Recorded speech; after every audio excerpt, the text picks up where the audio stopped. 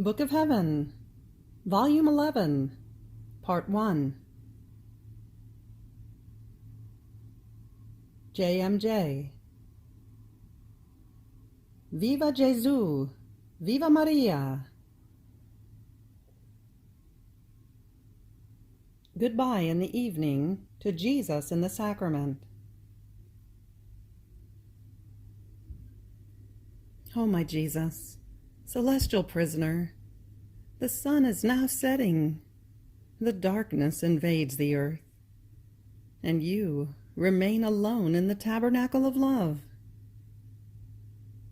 I seem to see you with an air of sadness because of the loneliness of the night, not having around you the crown of your sons and of your tender spouses, who may at least keep you company in your voluntary imprisonment.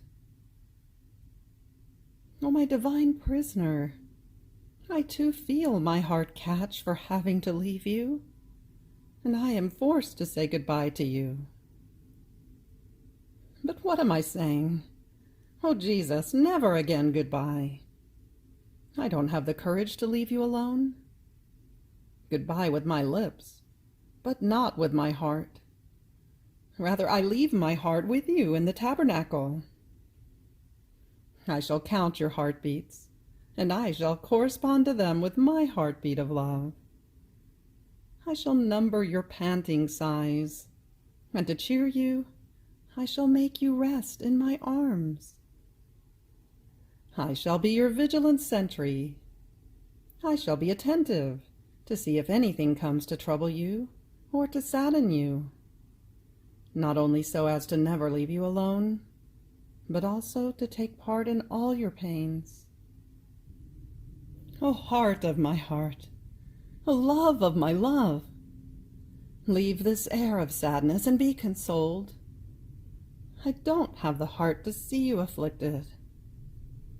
While with my lips I say goodbye, I leave with you my breaths, my affections, my thoughts, my desires, and all my movements, that forming a chain of continuous acts of love, united to yours, shall surround you like a crown, and shall love you for all. Aren't you happy, O Jesus? It seems you say yes, don't you? Goodbye, O loving prisoner. But I have not finished yet. Before I depart, I also want to leave my body before you. I intend to make of my flesh and of my bones many tiny little pieces, in order to form as many lamps for as many tabernacles as exist in the world, and of my blood many little flames to light those lamps.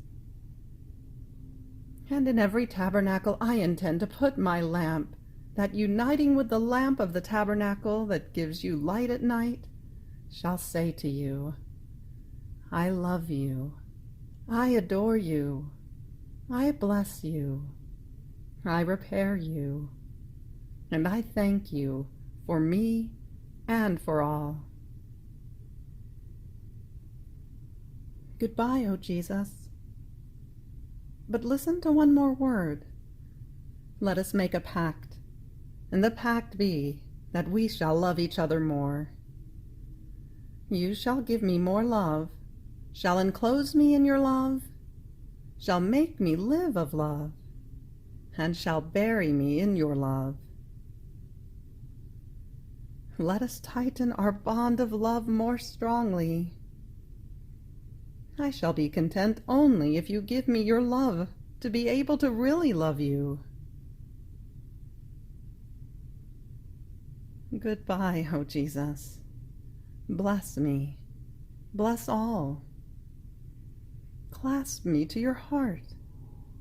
Imprison me in your love. And I leave you, placing a kiss upon your heart. Goodbye. Goodbye.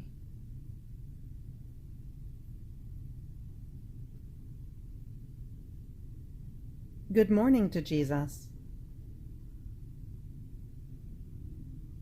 Oh, my Jesus, sweet prisoner of love, here I am before you again.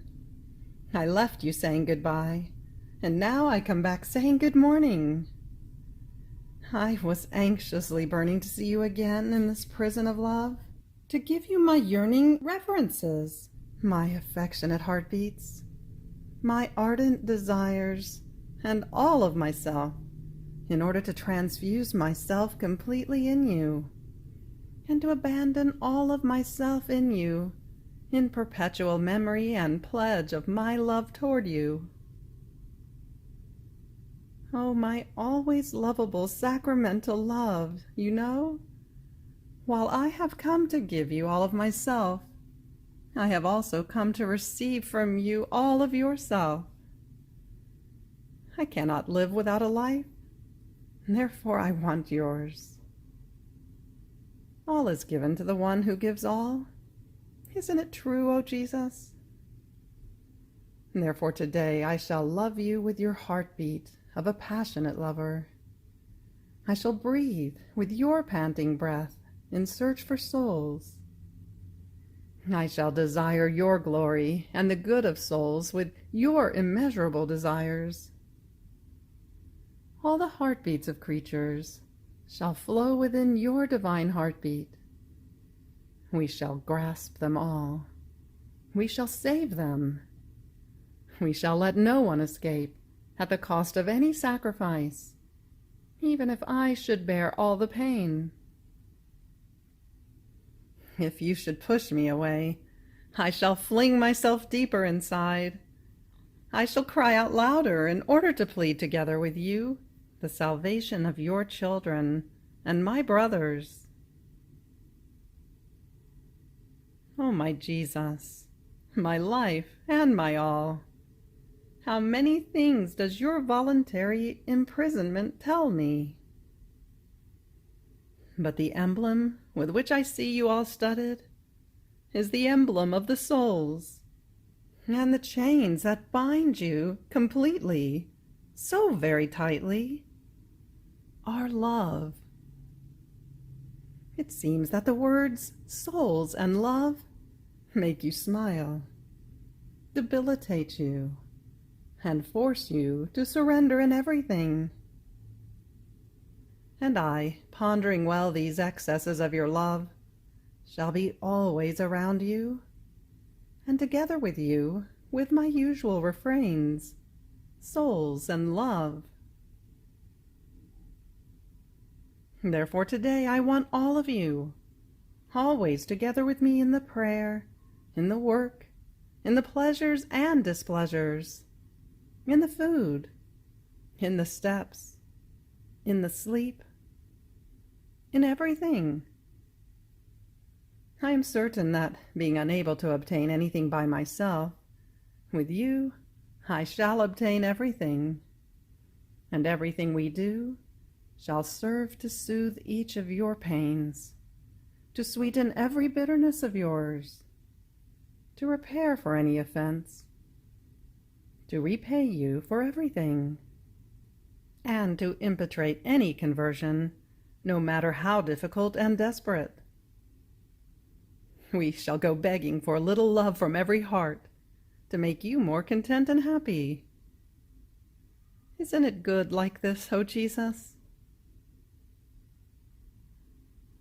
O dear prisoner of love, bind me with your chains, seal me with your love. Oh, please show me your beautiful face.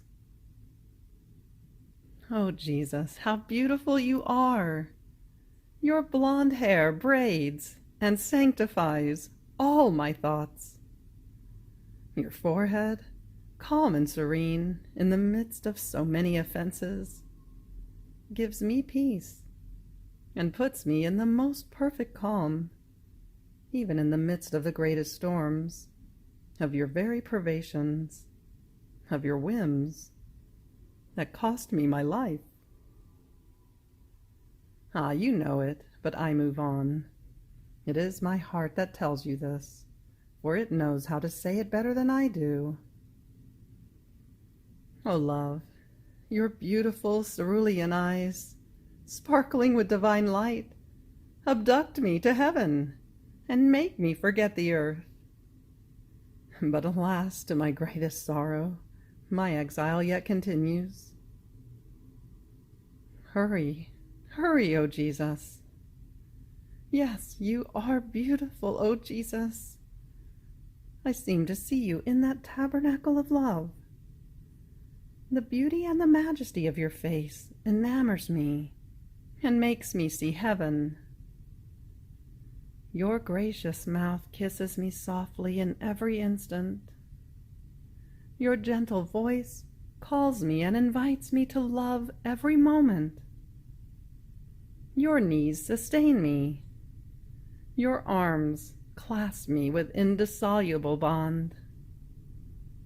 And I shall impress my burning kisses, thousands upon thousands, on your adorable face. Jesus, Jesus, may our will be one. One our love, one our contentment. Never leave me alone, for I am a nothing, and the nothing cannot be without the all. Do you promise me, O Jesus? It seems that you say yes. And now bless me, bless all, and in the company of the angels, of the saints, of the sweet Mamma, and of all creatures, I say to you, good morning, O Jesus, good morning. Now, after I wrote these prayers, written above under the influence of Jesus, as he came at night time, Jesus showed me that he was keeping this goodbye and good morning inside his heart. And he told me, my daughter, they really came out of my heart.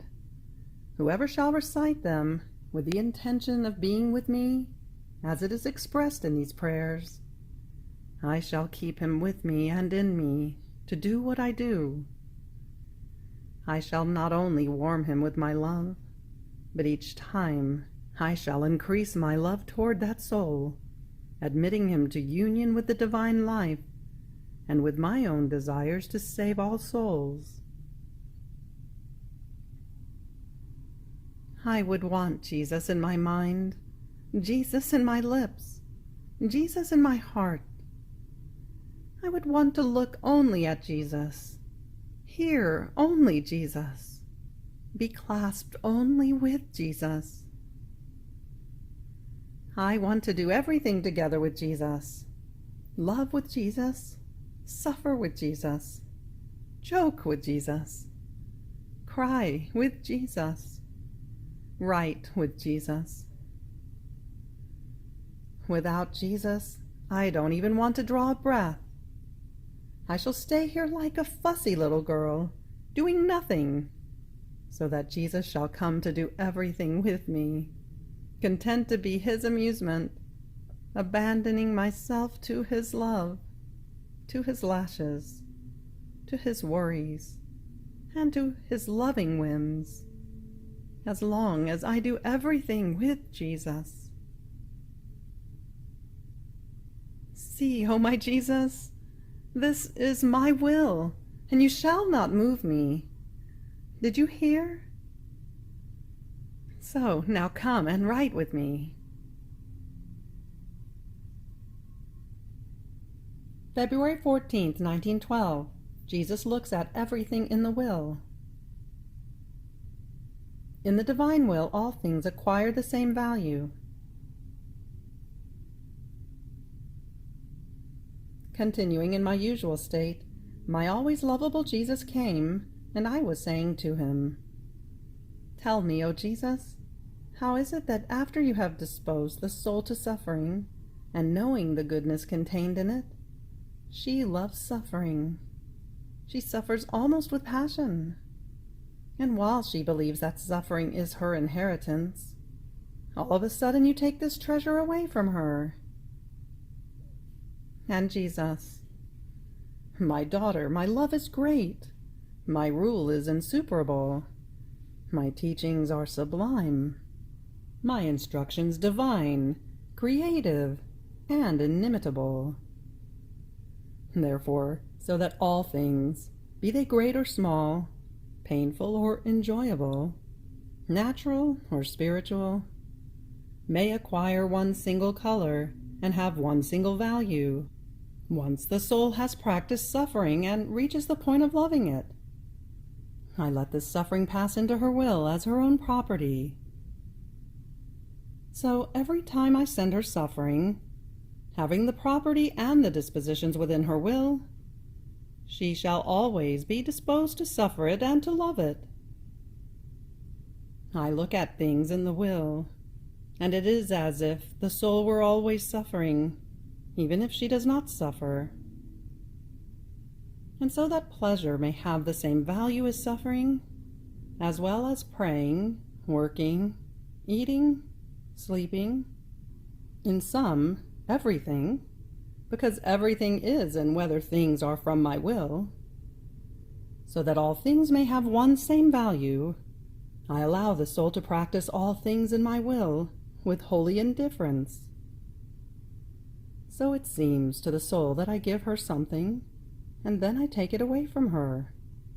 But it is not true.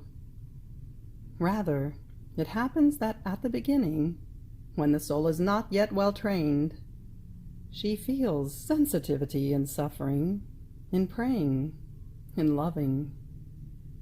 But when, through practice, these things pass into her will as her own property, her sensitivity ceases.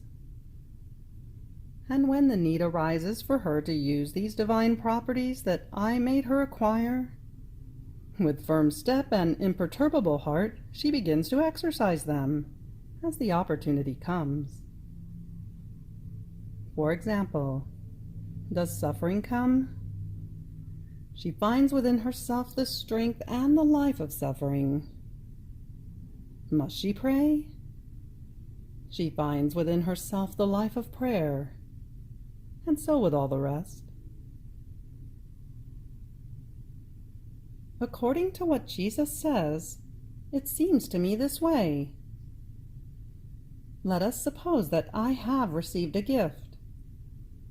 Until I make up my mind on where I should keep that gift, I look at it, I appreciate it, and I feel a certain sensitivity in loving that gift. But if I keep it under lock and key, no longer watching it, that sensitivity ceases.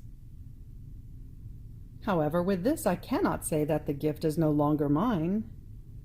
On the contrary, it is more certainly mine, because I keep it under lock and key, while before it was in danger, and someone might have stolen it from me.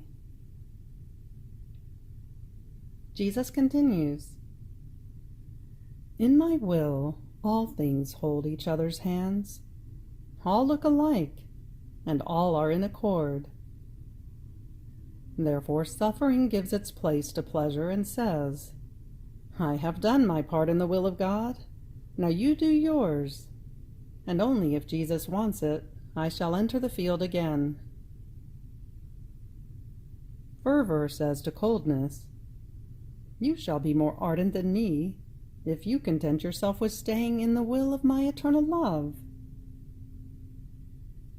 Prayer to work, sleep to vigil, illness to health, everything, all things among themselves, it seems that each one leaves its place to the other to be present in the field, though each one has its own distinct place. So it is not necessary for the one who lives in my will to move in order to place herself in the act of doing what I want. She is already in me, like an electric wire, doing whatever I want.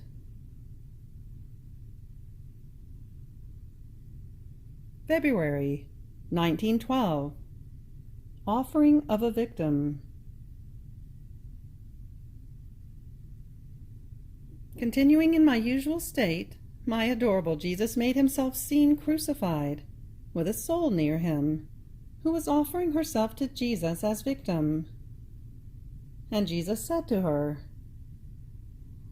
My daughter, I accept you as victim of pain. Everything you may suffer, You shall suffer as if you were with me on the cross, and with your sufferings you shall relieve me.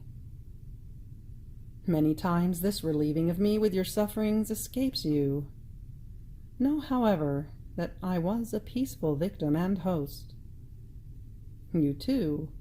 I don't want you an oppressed victim, but peaceful and joyful. You shall be like a docile little lamb, and your bleating, that is your prayers, sufferings, and works, shall serve to soothe my embittered wounds. February 18th, 1912. How the soul who lives of the life of Jesus can say that her life is ended. Finding myself in my usual state, my always and all lovable Jesus came and told me, "My daughter, everything you do for me, even a breath, enters into me as a pledge of your love for me, and I, in exchange, give you my pledges of love." Therefore the soul can say, "I live of the pledges that my beloved Jesus gives me." Then he added, "My beloved daughter, since you live of my life, it can be said that your life is ended. You no longer live. So since it is no longer you who lives, but I, anything they do to you, pleasing or displeasing, I receive it as if it were done directly to me. And you can comprehend this from the fact that whatever they do to you, whether pleasing or displeasing, you do not feel anything. This means that there must be someone else who feels that pleasure or displeasure. And who else could feel it, if not myself, who lives in you and loves you very, very much? February 24th, 1912. The soul who lives in the divine will loses her temperament and acquires that of Jesus. The smile of Jesus. After I saw various souls around Jesus, especially the one who was more sensitive, Jesus told me, "My daughter, if the souls with sensitive temperament start doing good, they make more progress than the others, because their sensitivity leads them to arduous and great enterprises." I prayed that he would take what was left of her human sensitivity away from that soul, and that he would clasp her more closely to himself and tell her that he loved her, for he would conquer her completely, as she would hear that he loved her. You shall see that you shall succeed. Have you not conquered me in this way, telling me that you loved me very, very much? And Jesus, yes, I shall do it. But I want her cooperation, that she escape as much as she can from the people who excite her sensitivity. So I added, "My love, tell me, what about my temperament? What is it?" And Jesus, "The one who lives in my will loses her temperament and acquires mine. So in the soul who lives in my will, one finds a pleasant, attractive, penetrating, dignified temperament, and simple at the same time, of a childlike simplicity. In some she looks like me in everything. Even more, she keeps her temperament within her power, as she wants and as is needed.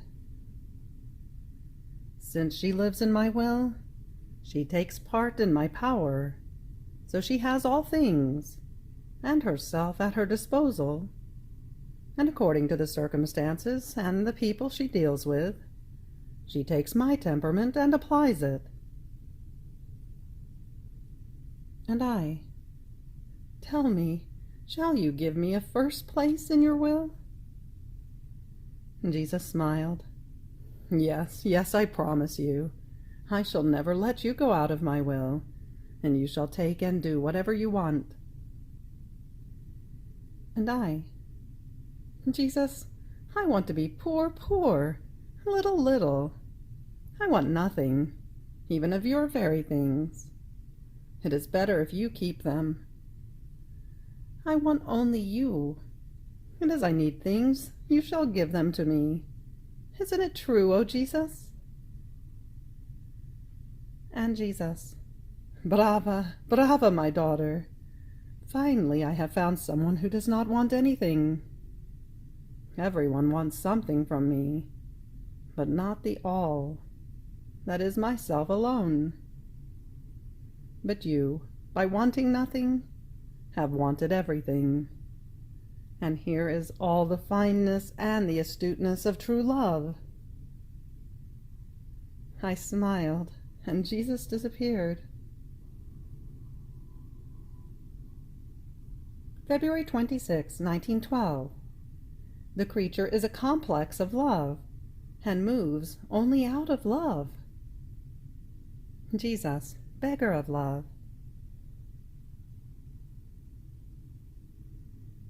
Returning, my all and always lovable Jesus told me, my daughter, I am love, and I made the creatures all love. Their nerves, bones, flesh are woven with love. And after I wove them with love, I made blood flow in all their particles, as though covering them with a garment, in order to give them the life of love. So the creature is nothing other than a complex of love, and she does not move other than out of love. At the most, there can be varieties of love, but it is always out of love that she moves. There can be divine love, love of self, love of creatures, evil love, but always love. Nor can she do otherwise, because her life is love, created by the eternal love, and therefore led to love by an irresistible force. So after all, even in evil, in sin, there must be a love that pushed the creature to do that evil. Ah, my daughter, what is not my sorrow in seeing in the creatures the property of my love that I delivered, being profaned and contaminated by a different use? In order to guard this love that came out of me, and that I gave to creatures, I remain around them like a poor beggar. And as the creature moves, palpitates, breathes, works, speaks, walks, I go begging for everything from her, and I beg her, I implore her, I beseech her to give everything to me, saying to her, daughter, I ask from you nothing other than what I gave you. It is for your own good. Do not steal from me what is mine. The breath is mine. Breathe only for me. The heartbeat and the movement are mine. Palpitate and move only for me. And so with all the rest.